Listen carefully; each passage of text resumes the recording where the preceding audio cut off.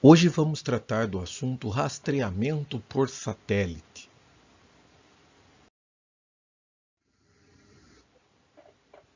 Para começar, eu quero falar sobre um dos muitos que existem, mas eu quero apresentar pelo menos um modelo para que nós possamos iniciar nossos estudos, e este me pareceu bastante interessante pelas características. É o módulo GPS GY-NEO6MV2, que é esta pequena plaquinha aqui que você pode ver. É uma placa compacta muito interessante para projetos que envolvam posicionamento, localização global. É simples, faz comunicação serial, ou seja, você pode transmitir coisas ou receber informações do satélite via serial RS-232, apenas 2 pinos, trabalha numa velocidade bastante comum em comunicação serial, 9.600 bps, bits por segundo. E o interessante é que por causa desse tipo de comunicação ser RS-232C, você pode se comunicar, por exemplo, com a plataforma Arduino, com microcontroladores de tipo Pi, Atmega, ARM, pode falar com a plataforma Raspberry Pi, BeagleBone, Cubeboard, etc. Outros microcontroladores que existem no mercado. Isso torna isso aí extremamente aplicável.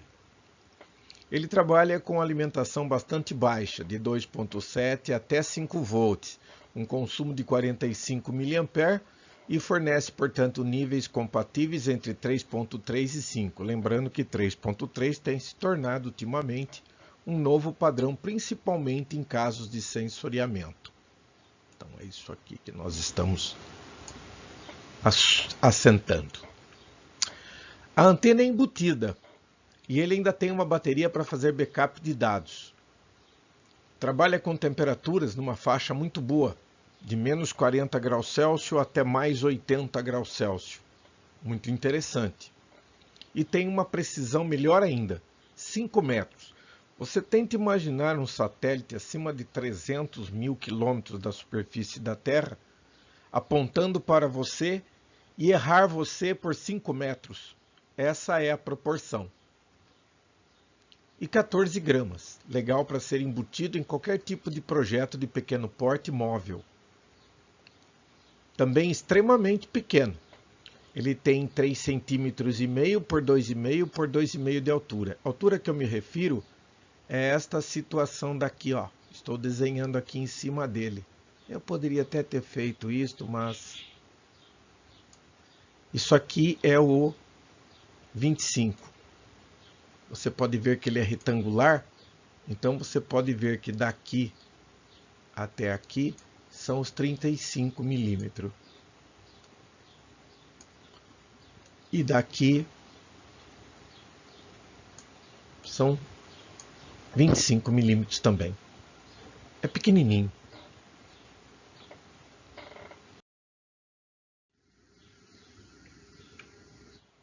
O comércio está bem interessante para isso pelo seguinte, os módulos de comunicação, posicionamento global, estão disponíveis em faixas de investimento bastante interessantes. É claro, pessoal, a gente sempre deve levar em conta a origem. Por exemplo, eu estava observando os preços aqui ontem à noite e notei que este daqui é bem dispar em relação aos outros. Eu quero que você note que eu tenho ele aqui. Eu tenho ele aqui, é o mesmo módulo. Só que aqui ele está a R$ 59,90, aqui ele está a R$ 126,27 e aqui R$ 16,84. Sim, mas aqui é loja comercial Americanas, é loja comercial Electrogate, aqui é o AliExpress, que também é uma loja comercial, mas é na China. Aqui são vários preços, depende daquilo que você quer. Eu vi aqui no Mercado Livre, por exemplo, por R$ 39,50. De uma forma ou de outra, eu apenas quero dizer que com esses preços, você poderia, por exemplo, arriscar o módulo GPS da China para um exercício de conhecimento, ou seja, vamos ver como isto funciona. Porque na realidade nós estamos pensando na comercialização de um desses elementos para uma aplicação industrial. Exemplo, eu tenho deslocamento de transportadora de carretas. que transportam carretas mesmo. Existem caminhões específicos para carga de veículos e significa que eles carregam cargas pesadas.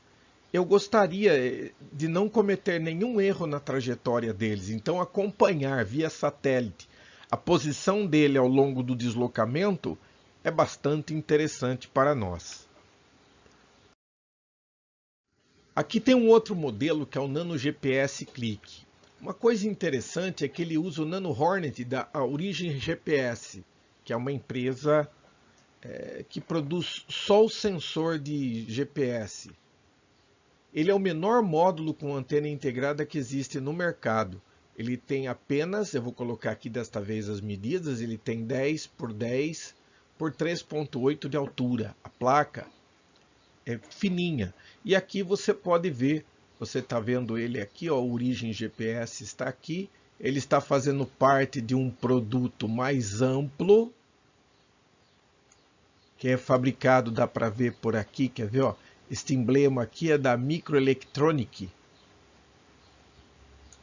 E este é o modelo completo, é dele que eu estou falando. E ele usa um Hornet também. Apesar da sensibilidade, quer dizer, apesar da dimensão, ele tem uma sensibilidade muito alta. Veja, 1 metro em torno do alvo. Um erro de posição extremado. E de acordo com o manual da Microelectronic, ele tem uma sensibilidade de varredura inferior a menos 173 dBm. dB é decibel. Mas eu tomei a liberdade de analisar isso para dar um meio comparativo para quem estivesse me ouvindo. Para se ter uma ideia do que é sensibilidade, eu estava consultando um manual de um analisador de espectro, esse produzido pelo Helm Wireless e a RF Explorer, e tinha um item lá que falava assim: lê-se que esse analisador, quer dizer, o de espectro, pode detectar sinais tão baixos, tão pequenininhos, que quantos menos 120 dBm. Se você fizer uma comparação com o modelo comentado, ele suporta uma sensibilidade muito maior. Mesmo sendo muito pequeno o sinal irradiado, ele consegue ser mais sensível e localizável até mesmo do que determinados aparelhos. A sofisticação do Origin GPS me chamou bastante atenção. Menos 120 dBm está no próprio manual do analisador portátil de espectro 3G Combo, é de 10 a 12 miliwatts ou 9 nanoampere em cima de uma carga de 50 ohm. Ele é extremamente sensível.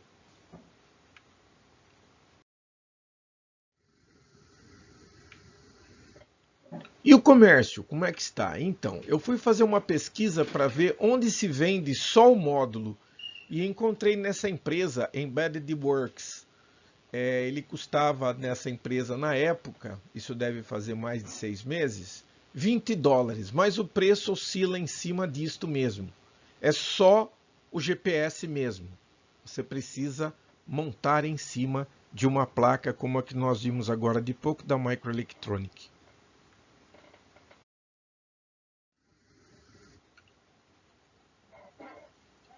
Laurent Pottenaud. Quem é Laurent Pottenaud? Esse nome entrou na minha vida por um mero acidente. Um aluno do colégio técnico, que é agrimensor, Pardial, certa noite entrou no colégio conversando comigo, me mostrou um livro e estava muito empolgado. Comprei este livro, finalmente. Isso aqui é o Red Book de todos os topógrafos. E aí ele falou para mim, começou a folhear. E aí apareceu, ele me mostrando, apareceu o Teorema de Pottenaud. Me chamou a atenção por uma única coisa: como localizar um ponto, as coordenadas de um ponto, a partir de 3 pontos conhecidos. Opa! Isso me prendeu a atenção. Fazendo uma pesquisa na internet, eu descobri que Pottenaud nasceu por volta de 1650 em Chaumont. É um matemático francês, ele é membro da Royal Academy of Sciences e professor do Royal College. Muito interessante. Entre muitos dos seus trabalhos, ele fez uma parceria com Jean-Dominique Cassini e Philippe de Laire para estabelecer o meridiano da França. Eu quero que você preste bem atenção, que eu estou anotando alguns itens aqui, olha, aqui já está no 1, aqui já está no 2, e ele vai continuar. Ele foi recebido em 1682, dá para você até imaginar, se ele nasceu em 1650, em 1682, ele tinha 32 anos. Ele foi recebido em 1682 como pesquisador acadêmico da Royal Academy of Sciences. E em 1684, ele entrou como professor de matemática no Royal College.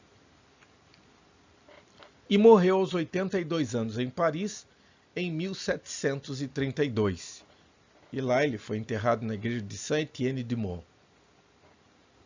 Tudo bem, é só sobre a vida dele, mas eu queria saber muita coisa sobre esse cidadão. E a pesquisa vai mais além. Na verdade, a internet contém muita informação sobre ele. O Pottenaud, na verdade, é mais conhecido por ter resolvido o que ele chama o problema de pesquisa mais famoso. E tem 5. Foi formulado pelo Royal Academy of Sciences. O que é isso aí?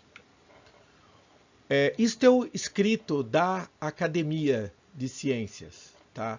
A questão era o seguinte: geometria prática, encontrar posição de um local que não pode ser visto a partir dos seus pontos principais, a partir dos quais se observa nas memórias escritas para a Academia em 1692. Pottenaud explicou que tem muitos lugares que não têm marcas comuns vistas à distância. Por exemplo, principais contornos de rios, vales, florestas, junções de córregos e vales, as cabeças e situação das pontes, o encontro de rodovias. Portanto, não é fácil localizar, determinar a posição desses lugares. Mas, no entanto, é preciso que ele seja marcado em um mapa. Então, ele acabou encontrando esta solução. Algum tempo depois, alguém percebeu, no entanto, que o problema já tinha sido resolvido antes, ou seja, esta análise já havia sido proposta antes pelo matemático holandês Willibrord Snellius, que publicou a solução em seu Eratosthenes Batavus em 1617, portanto há bastante tempo, 75 anos. A solução acabou passando despercebida dos historiadores, e o problema, entretanto, embora conhecido há muito tempo, conhecido como Pottenaud, acabou de uma forma justa sendo renomeado para o problema de Snellius-Pottenaud, que é o item 8. Senhores, estas são as referências. Se alguém quiser verificar tudo isso que foi mencionado, é só você entrar aqui nesses locais, ou pelo menos pesquisar por aqui, e conhecer um pouco mais. Eu tive o privilégio de dar uma passada lá e olhar as análises feitas. É uma matemática bastante sofisticada. Eu fiquei bem impressionado, devo reconhecer.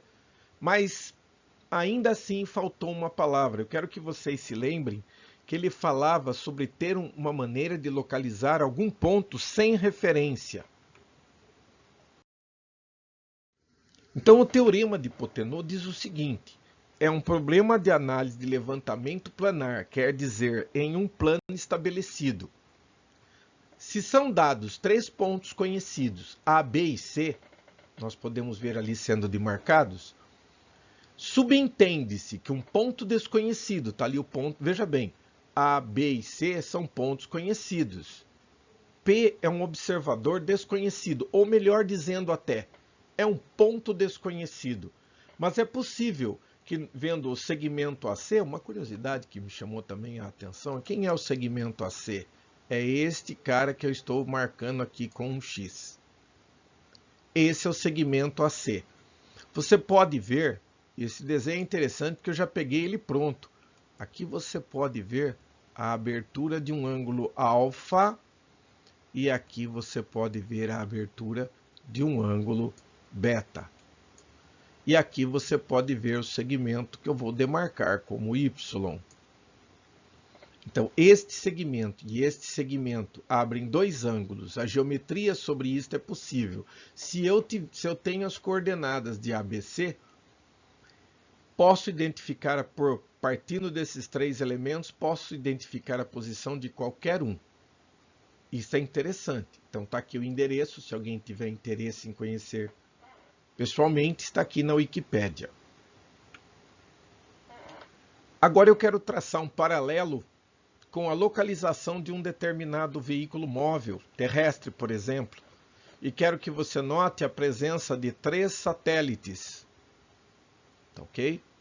É exatamente isso que eu tenho, porque esses satélites não são comuns, como nós vamos ver.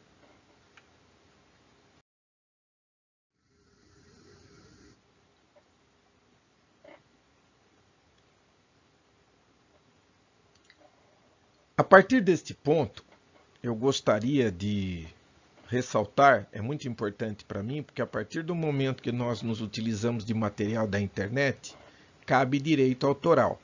O material que eu empreguei a partir deste ponto pertence a esta empresa Azul Tecnologia.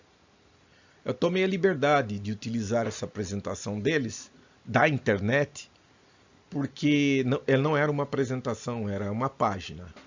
Mas porque é muito interessante para nós, porque esta empresa faz justamente o uso das tecnologias GPS e GSM para fazer monitoramento de veículos. Vamos observar então como se faz isso profissionalmente.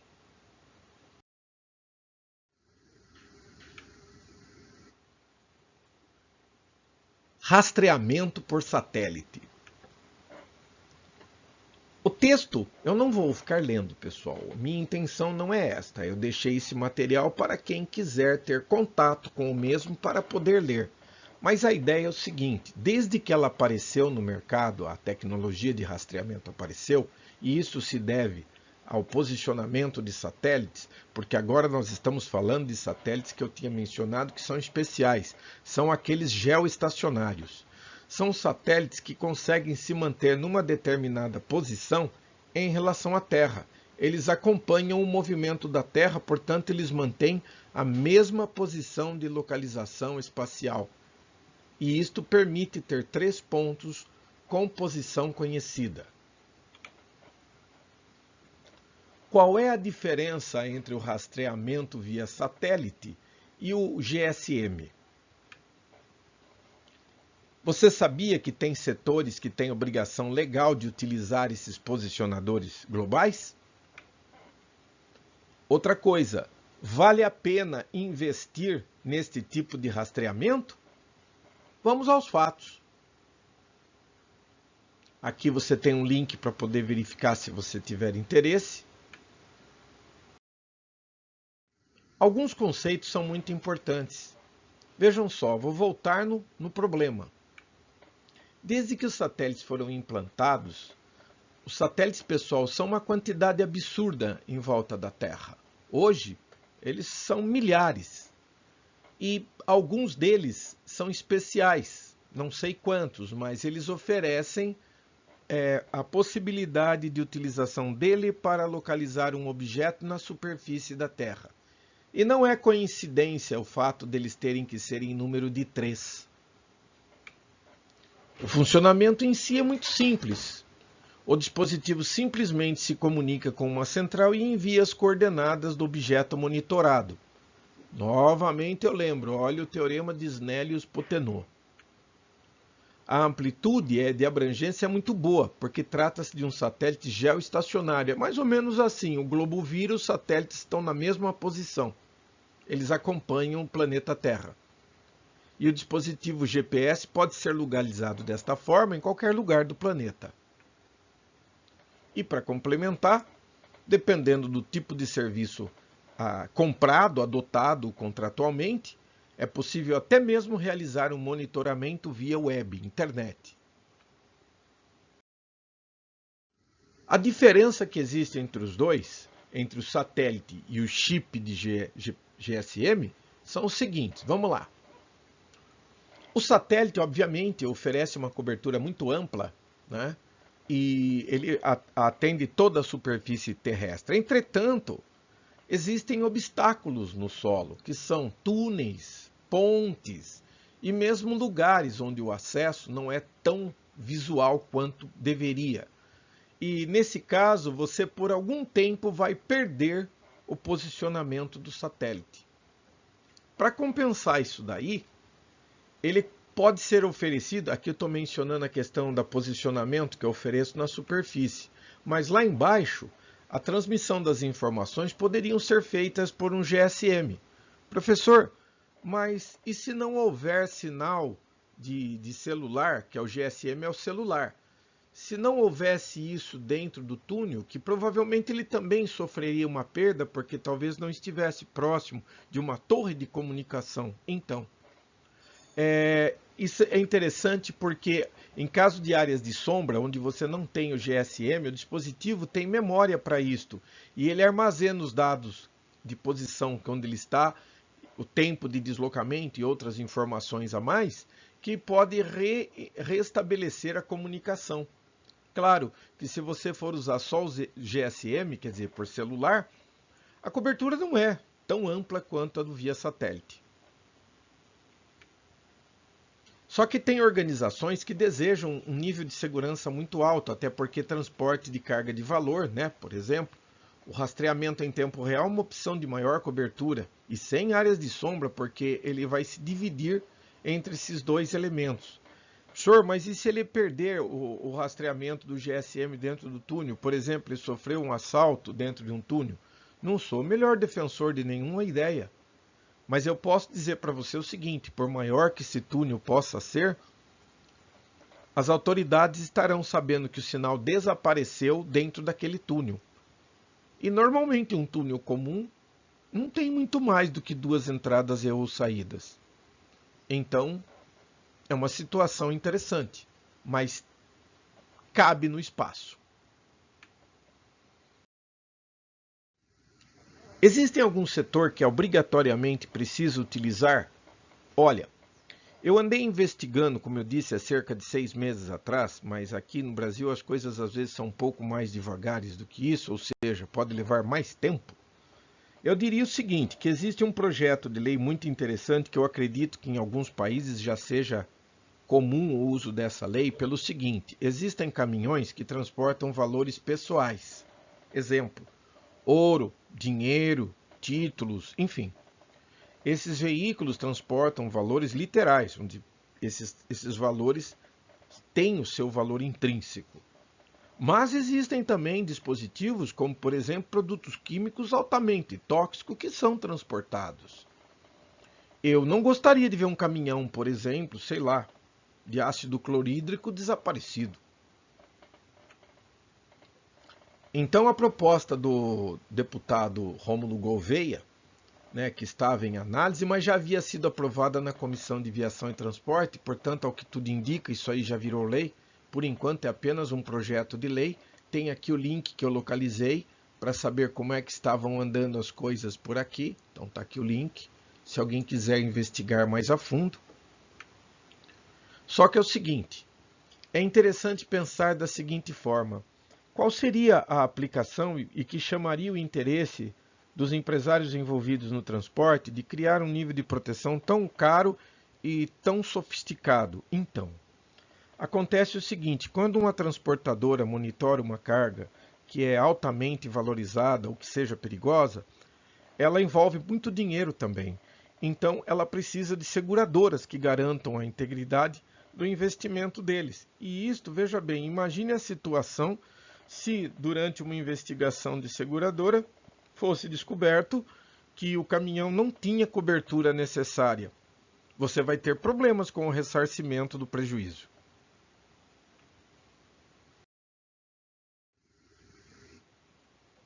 Além disto, tem 4 vantagens para utilizar satélite em tempo real. Vou passar rapidamente por elas.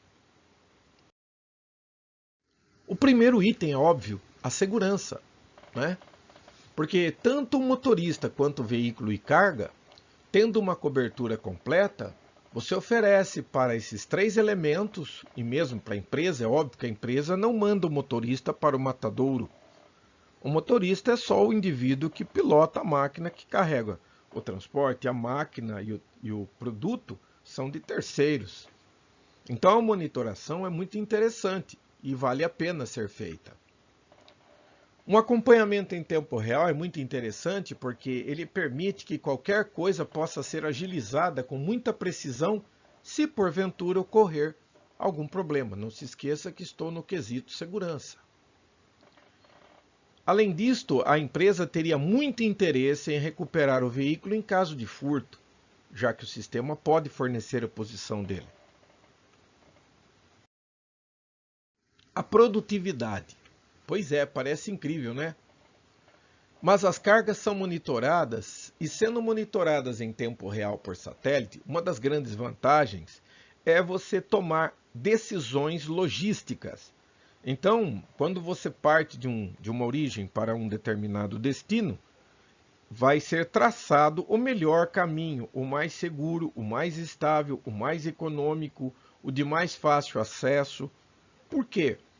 Porque se o veículo apresentar qualquer problema, eu tenho que ter uma cobertura para ele. Caso eu precise desviar por algum lugar, eu tenho que ter recursos para passar por esses problemas. Então, a logística é muito importante. E eu volto a falar agora. Porque um gerenciamento eficiente vai permitir que eu ajuste as rotas dependendo de diversos aspectos. Por exemplo, um desmoronamento de uma ponte, um desbarrancamento que inviabilize uma rota, eu tenho que ter tempo para pensar. Não posso parar um veículo com carga no meio do caminho, preso entre a origem e o destino, porque eu demorei muito para tomar uma decisão. A culpa é minha. E, finalmente, o custo-benefício e a comunicação, que é tão pouco que eu resolvi deixar num item só. Se você comparar tecnicamente e financeiramente no rastreamento por chip, que é celular, o serviço de satélite realmente é mais caro. Mas você pode minimizar os gastos para a empresa administrando a forma como você usa. E você pode administrar isso economicamente. Você pode ratear entre usos de satélite e celular. E isso, com certeza, afeta. Você está resolvendo problema de comunicação e, obviamente, que está avaliando o custo-benefício. Infelizmente, gastos associados a furtos, roubo de carga, veículos, também são contabilizados no orçamento da empresa. O rastreamento via satélite melhora muito a segurança. A comunicação eficiente com os motoristas ou os profissionais de transporte de carga ajuda muito a resolver problemas e imprevistos que afetem a data das entregas. Com isso, obviamente, você conquista o cliente e também adquire um padrão de qualidade melhor. E o monitoramento permite o recebimento desses alertas em tempo real. Portanto, eu poderia concluir que um serviço de rastreamento melhora a gestão da frota e, claro, é interessante para aumentar a eficiência logística.